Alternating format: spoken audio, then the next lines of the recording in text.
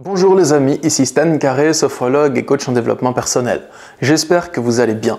Alors ces temps-ci, je vais recommencer à faire quelques vidéos en rapport avec la relation d'emprise et le manipulateur pervers narcissique parce que j'ai des nouvelles compréhensions du phénomène et des nouvelles choses à vous apporter sur le sujet.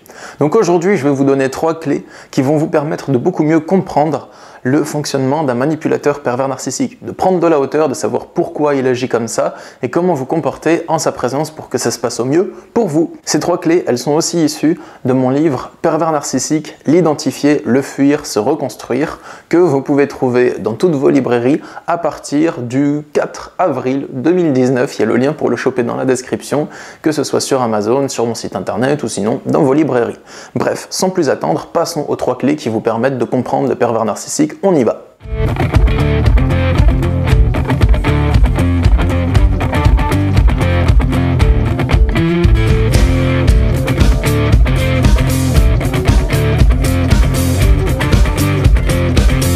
La première clé pour comprendre le manipulateur pervers narcissique, c'est la tentative de manipulation permanente. Et comprenez bien ça, c'est très important, ça va vous servir à mieux vous positionner lorsque vous communiquez avec lui. Le pervers narcissique, c'est quelqu'un qui, à chaque fois qu'il va parler à une autre personne, il va porter un masque qui est différent de son être naturel. Il ne va pas montrer qui il est au fond de lui aux autres. Il le montre d'ailleurs à personne, même pas à lui-même. Donc à chaque fois qu'il parle à quelqu'un, ce qu'il fait, c'est qu'il essaye d'influencer les émotions de son interlocuteur. Et ça, c'est important que vous l'intégrez bien. Chaque fois qu'il vous parle à vous, qu'il parle à une autre personne à l'extérieur, il essaye d'influencer les émotions d'autrui. Il peut essayer de les influencer de manière positive ou de manière négative.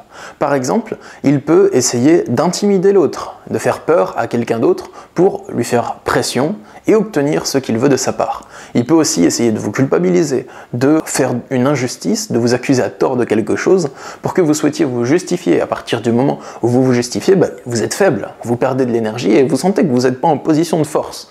Quand vous vous justifiez, vous n'allez pas me dire le contraire. Il peut essayer de vous amener à culpabiliser ou encore, au niveau positif, il peut essayer d'attirer la sympathie des autres personnes pour les séduire et pour les avoir de son côté. Il n'est pas rare qu'un pervers narcissique essaye de manipuler le juge pour enfants pour avoir la garde des enfants par exemple, ou de manipuler les gens de son entourage pour paraître sympathique, qu'on croit que c'est un chic type, ou bien une femme bien, au niveau du pervers narcissique je veux dire, et que du coup il puisse monter des gens contre vous en s'attirant leur sympathie. Donc ça c'est important à comprendre. Chaque fois qu'il va parler à quelqu'un, il va essayer de manipuler cette personne au niveau émotionnel et même des fois au niveau mental, en lui faisant croire des trucs. Mais au niveau émotionnel, il va essayer d'influencer vos émotions, donc c'est assez violent. Parce que quand vous subissez cette manipulation émotionnelle, vous êtes décentré, vous ne savez pas trop comment réagir, vous vous sentez déstabilisé, il rentre dans votre sphère, en fait, vous ne savez pas trop comment réagir. Donc la meilleure chose à faire, quand vous parlez avec un pervers narcissique, c'est adopter une de ces 2 positions, ou même 3 positions. Soit vous jouez son jeu, donc vous faites compatibilité avec sa manipulation émotionnelle. Par exemple, s'il vous intimide, vous vous laissez intimider. S'il vous fait des reproches, vous culpabilisez. S'il vous dit un truc méchant, vous êtes triste. Ou encore s'il essaye de vous séduire, vous rentrez dans le jeu de séduction. Ça c'est la première posture. Donc vous jouez son jeu et vous pouvez communiquer avec lui de cette manière qui est assez restreinte. Deuxième chose que vous pouvez faire, c'est faire semblant de jouer son jeu si vous en avez besoin sur le moment. Vous pouvez faire semblant de ne rien avoir remarqué à son jeu et faire semblant de vous laisser prendre au jeu si vous en avez besoin sur le moment. Et la troisième chose que vous pouvez faire, ça va être ne pas jouer son jeu du tout. Donc si vous ne jouez pas son jeu et que vous ne faites pas semblant de jouer son jeu, tout ce qui vous reste à faire, c'est ne plus parler avec lui. Toute communication avec un pervers narcissique est impossible. Soit vous faites semblant de jouer son jeu ou vous jouez son jeu, mais en dehors de ce moment-là, toute communication avec lui n'est pas possible. C'est même pas possible d'échanger un seul mot. Parce que votre énergie, votre cœur, il vous dit « non, ça sert à rien de lui parler ». Vous pouvez essayer de vous dire « qu'est-ce que je vais lui dire pour que ça se passe bien ?» Vous sentez au fond de vous que quoi que vous disiez, la manipulation va opérer. La deuxième clé pour comprendre le pervers narcissique, ça va être qu'il agit dans son intérêt personnel à moyen terme ou court terme, mais jamais à long terme. Il agit dans son intérêt personnel et il fait passer son intérêt personnel avant l'intérêt des autres personnes. Mais ce n'est pas tout. Ce n'est pas juste de l'égoïsme, genre il se fait passer en premier et puis il fait pas plaisir aux autres. Non. En fait, lui, il n'a pas peur de retrancher quelque chose aux autres, il n'a pas peur de faire du mal aux autres, de puiser dans les réserves, d'exploiter les autres pour son propre bien-être, pour son propre intérêt personnel. Mais par contre, il voit ça seulement à court terme et à moyen terme. Il pense à faire du mal sur le moment à une personne, à lui faire du mal devant tout le monde sur le moment, et là il a un sentiment de puissance, de surpuissance, ou bien il pense à faire du mal à quelqu'un sur le moyen terme, il peut échafauder un plan pour vous nuire sur les prochaines semaines, mais par contre il pense jamais au long terme, dans 10 ans, à quoi sa vie va ressembler. Il n'y pense pas, sinon il ne se comporterait pas de la sorte. Donc c'est important que vous intégriez cette notion juste pour comprendre sa façon de fonctionner, tout simplement. Il va penser à son intérêt sur le long terme, sur le moyen terme, pardon, et sur le court terme. Et donc sur le long terme, il sera pénalisé. C'est ça quand on fait le mal. Parce que quand on fait le mal, ça peut vous apporter un avantage immédiat, mais sur le long terme, les gens à qui vous avez fait du mal, ils vous fuient, ils parlent de vous à d'autres personnes, ça commence à se savoir, vos méfaits, ils commencent à s'ébruiter, les gens se méfient de vous, vous avez de moins en moins d'amis, vos amis, vous les trahissez, donc c'est un peu comme ça qu'il fonctionne. Donc il est condamné à répéter le même schéma de manière éternelle, c'est un peu le mythe de Sisyphe.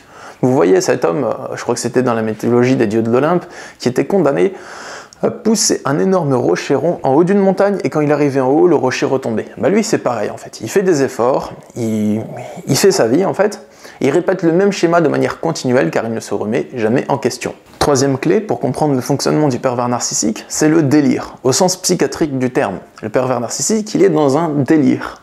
Le délire, ça veut dire que on a tous notre carte du monde. Notre vision du monde, c'est-à-dire que dans notre esprit, on a notre vision de comment le monde fonctionne, notre compréhension du fonctionnement de l'univers. Chacun a la sienne qui est propre en fonction de son parcours de vie. Le pervers narcissique aussi, il a la sienne. Lui, il refuse de remettre en cause sa vision du monde. Vous pouvez vous remettre en question. Si par exemple, vous avez un échec dans votre vie, vous pouvez vous remettre en question, apprendre de cet échec, progresser. Et voir que vous avez eu tort, que vous avez peut-être mal parlé à quelqu'un, que vous ne le referez plus, que vous allez grandir, travailler sur vous, progresser intérieurement. Lui, il ne le fait pas. En fait, son délire, c'est sa vision du monde, et il refuse de la remettre en question. Il investit son délire, et il rejette tout ce qui vient contredire son délire. Donc ça veut dire qu'il est persuadé que ce qu'il pense des choses, c'est vrai, et que ça ne peut pas être faux. Et si vous contredisez sa vision du monde, il va le prendre comme une agression et comme une attaque. Et donc il va se protéger, et pour se protéger, il va vous attaquer en retour. C'est pour ça qu'ils sont si agressifs, ces gens-là. En fait, ils sont tellement fragiles psychologiquement, et bon, ils font genre, ils sont forts, et ils peuvent aller très loin, ils peuvent faire beaucoup de mal, mais le fait d'avoir une vision du monde qui est comme coupée du reste du monde, ils sont comme coupés de la réalité, et ils vivent uniquement dans une boucle mentale. Donc ça fait mal. Nous aussi on vit dans des boucles mentales, mais on peut les casser, et eux refusent de les casser, parce qu'ils se croient supérieurs à tout le monde. Du coup voilà, si ces 3 clés vous ont permis de mieux comprendre les pervers narcissiques, n'hésitez pas à partager cette vidéo sur les réseaux sociaux pour aider vos amis qui seraient en situation de relation d'emprise. Sachez que vous pouvez retrouver beaucoup plus de conseils pour comprendre les pervers narcissiques et beaucoup de stratégies pour agir avec eux dans mon livre Pervers narcissique, l'identifier, le fuir, se reconstruire, dispo dans vos librairies ou bien sur Amazon. Et aussi, je suis disponible pour des consultations de coaching en développement personnel ou pour vous aider à vous dépatouiller dans la relation d'emprise. Il y a le lien pour me contacter dans la description de cette vidéo. Moi, je vous dis à bientôt, prenez soin de vous et force à vous. Au revoir.